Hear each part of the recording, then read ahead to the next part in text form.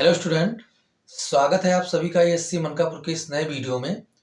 आज के वीडियो में हम लोग तरंग प्रकाश की चैप्टर को आगे बढ़ाते हैं और इस वीडियो में हम लोग बात करने वाले हैं विवर्तन के बारे में। प्रकाश का विवर्तन किसे कहते हैं और एकल एकल झिल्ली द्वारा विवर्तन किस प्रकार से होता है, इसको भी हम लोग इस वीडियो में कवर करेंगे। तो आप लोग के लिए ये वीडियो बहुत ही इंपॉर्टेंट है, तो इस वीडियो को आप लोग लास्ट तक देखना, तभी ये टॉपिक आपको अच्छे से समझ में आएगा। पिछले वीडियो में मैंने आपको व्यतिकरण समझाया था।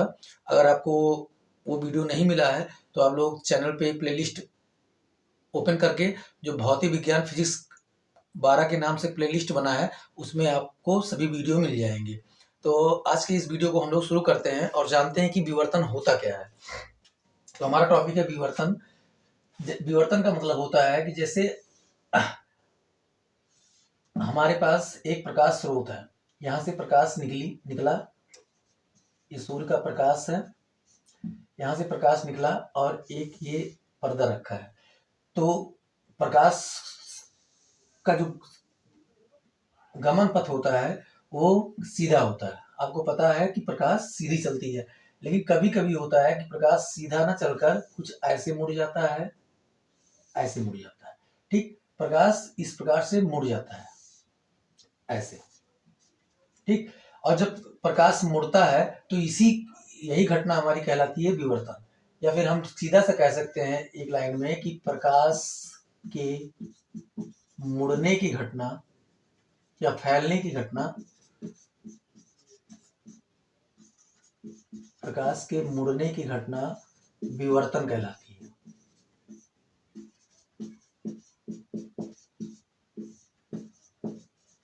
ठीक, प्रकाश के, इसको मैं सही से लिख दूं, प्रकाश के मुड़ने की घटना विवर्तन कहलाती है। ठीक, तो आप समझ गए होंगे विवर्तन क्या है।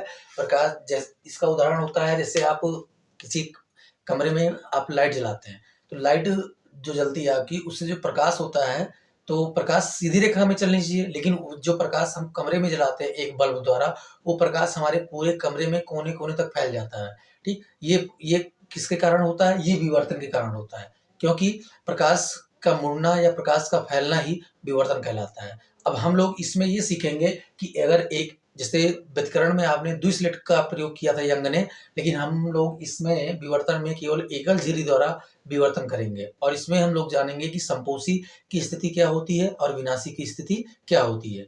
तो चलिए हम लोग चलते हैं अपने टॉपिक पे कि एकल झिल्ली द्वारा विवर्तन कैसे होता है।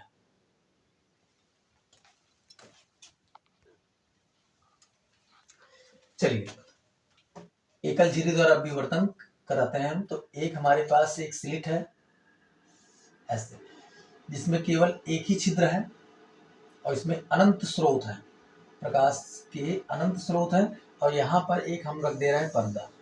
ठीक, ये हमारा हो गया पर्दा। इससे मान लीजिए डी दूरी पर पर्दा रखा हुआ है, ये हमारा पर्दा है।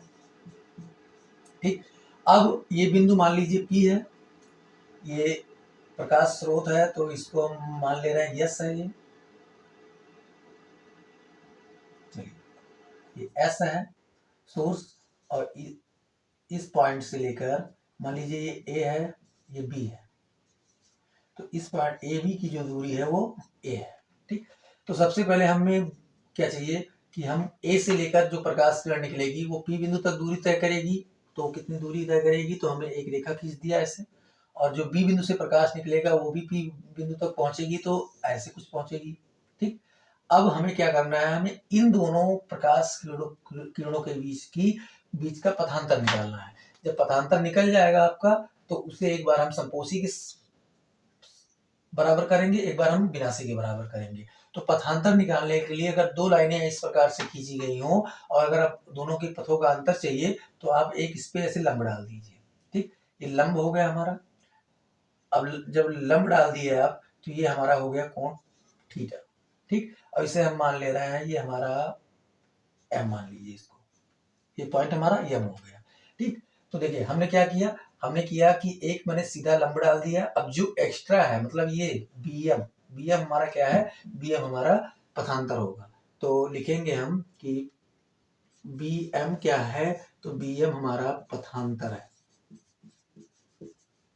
मतलब इसे ही हम डेल्टा एक्स बोल सकते हैं। तो हम इसको हम डेल्टा एक्स बोल दे रहे हैं। ठीक, डेल्टा एक्स हमारा क्या हो गया, पथांतर हो गया। अब हम लोग क्या करते हैं, हम लोग साइन थीटा लेते हैं। तो लिखोगे आप कि त्रिभुज ए बी एम में, त्रिभुज आपका ए बी एम में थीटा के जस्ट सामने हम लिखते हैं साइन थीटा बराबर, थीटा के जस्ट सामने वाला लंब होगा तो लंब हो गया हमारा बी एम बटा कर्ण, हम हमारा जो सबसे बड़ी भुजा होती है तो सबसे बड़ी भुजा ए बी है, तो हम लिख देंगे ए बी।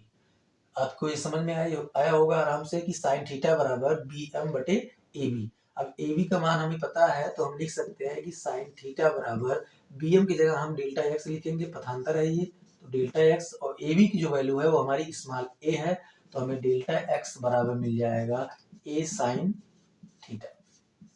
ठीक, ये पथांतर मिल गया हमें। अब इसी पथांतर को हम एक बार संपोषी के बराबर करेंगे, ठीक, और एक बार विनाशी के बराबर करेंगे। तो हम लोग लिखते हैं यहाँ पे कि संपोषी के लिए,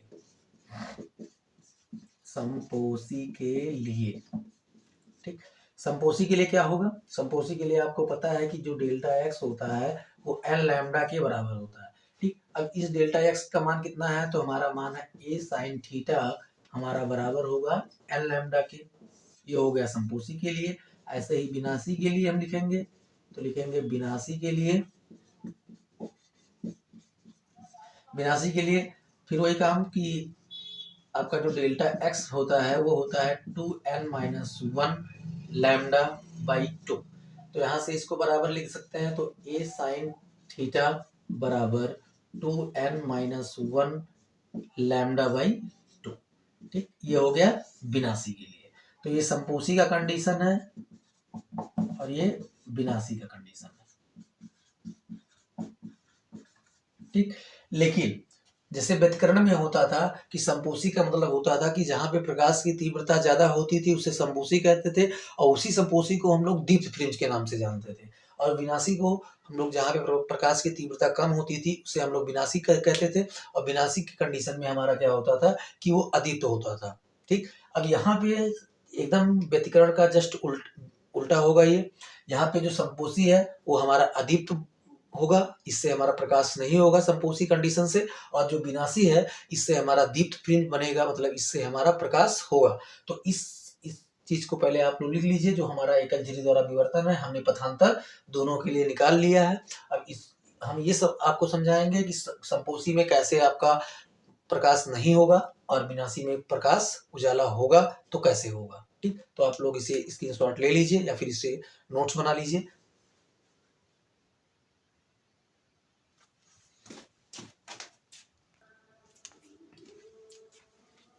चलिए फ्रेंड, तो हम लोग समझते हैं कि कैसे होगा। तो पहले हम जानते हैं कि संपोषी, हमने बताया आपको कि अदीप्त होगा। ठीक, और यहाँ पे अगर विनाशी है, विनाशी का कंडीशन, तो ये दीप्त होगा। ठीक, अब आप कंफ्यूज होंगे कि सर आपने तो व्यतिकरण में संपोषी को दीप्त बोला था और विनाशी को अदीप्त बोला था, लेकिन विवर्तन में आप इसका उल्टा लिख रहे हैं। तो इसका उल्टा ही होता है, व्यतिकरण का सेम उल्टा होता है विवर्तन। ठीक, विवर्तन में जो संपोषी होगा वो अदीप्त होगा, वो प्रकाश नहीं करेगा, और जो विनाशी होगा वो दीप्त होगा, वो प्रकाश देगा। ठीक, कैसे देगा देखिए, इसके लिए हमने निकाला कि a sine theta equal to कितना, एन लैम्डा। ठीक, अगर एन का वैल्यू हम 1 2 3 ऐसे रखते जाएं तो हमें मिल जाएगा कि ए साइन थीटा बराबर लैम्डा, 2 लैम्डा, 3 लैम्डा, ऐसे ऐसे 4 लैम्डा, 5 लैम्डा ऐसे मिलता जाएगा। ठीक, ऐसे विनाशी में आ जाइए, तो विनाशी में आपको पता है कि a sine theta equal to 2n-1 lambda by 2। ठीक, यहाँ भी वही काम कि n इक्वल टू अगर 1 2 3 ऐसे रखते हैं तो हमें मिलता है कि a sine theta equal to 1 रखोगे तो ये हो जाएगा लैम्डा बाई 2, फिर 2 रखोगे तो 3 लैम्डा बाई 2, ऐसे फिर 5 लैम्डा बाई 2। ठीक, ऐसे आता जाएगा। अब देखिए इसमें आपको पता है कि ये स्लिट है, एक झिर्री है, एकल झिर्री, ऐसे। लैम्डा का मतलब होता है तरंग दैर्घ्य। जो प्रकाश होता है वो तरंग दैर्घ्य के कारण होता है। ठीक, अगर तरंग दैर्घ्य उसका उचित है, मतलब दृश्य दृश्य उसका जो क्षेत्र है वो दृश्य में है तो हमें प्रकाश दिखाई पड़ेगा, अगर उसका क्षेत्र दृश्य में नहीं है तो हमें प्रकाश नहीं दिखाई पड़ता।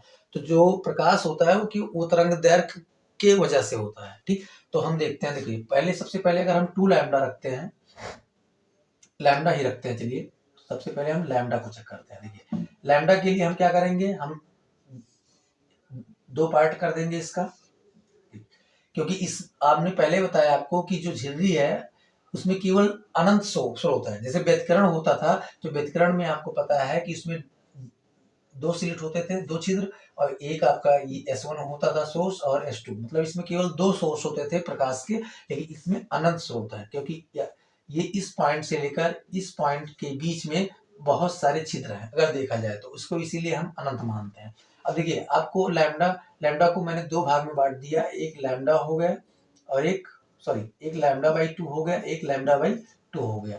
ये दोनों आपस में कैंसिल हो जाएंगे, और कैंसिल होने के बाद हमारा क्या मिल जाएगा, सीधा कोई लैम्डा नहीं होगा तो अंधेरा होगा।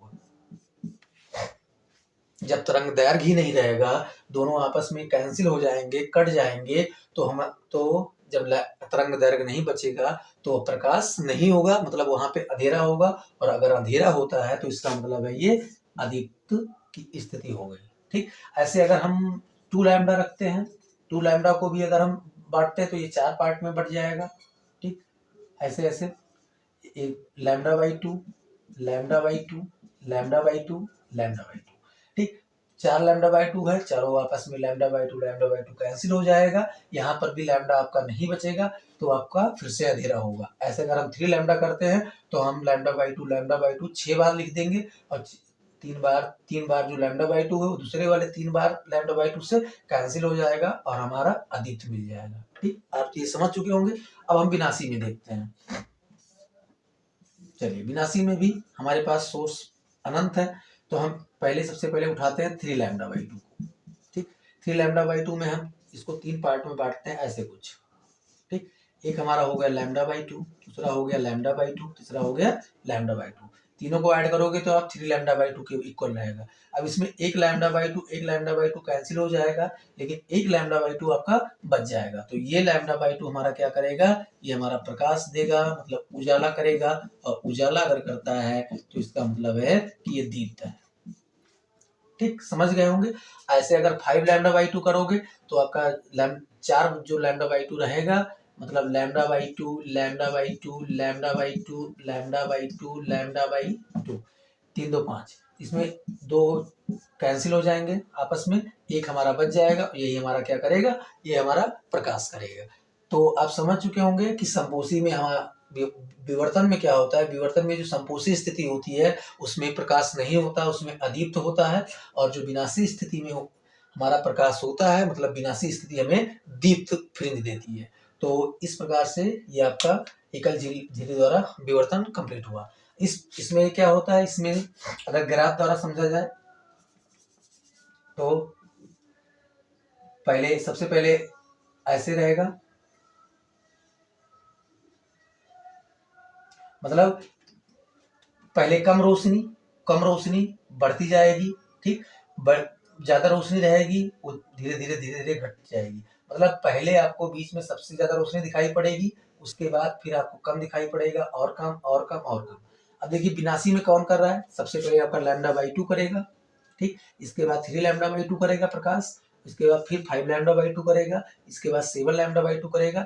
अगर देखा जाए तो आपका लैम्डा बाई 2 बड़ा है तो ये ज्यादा प्रकाश करेगा, लैम्डा बाई 2। 3 लैम्डा बाई 2 इससे कम प्रकाश करेगा, 5 लैम्डा बाई 2 3 लैम्डा बाई 2 से कम प्रकाश करेगा, और 7 लैम्डा बाई 2 5 लैम्डा बाई 2 से कम प्रकाश करेगा। तो इसका मतलब है कि ये जो स्थिति सबसे ज्यादा प्रकाश वाली है वो लैम्डा बाई 2 की है, और धीरे धीरे इसकी घटती जाती है। मतलब हर उसमें होता था कि जितना दीप्त बनता था उतना ही अदीप्त फ्रिंज बनता था, दोनों की चौड़ाई भी बराबर होती थी।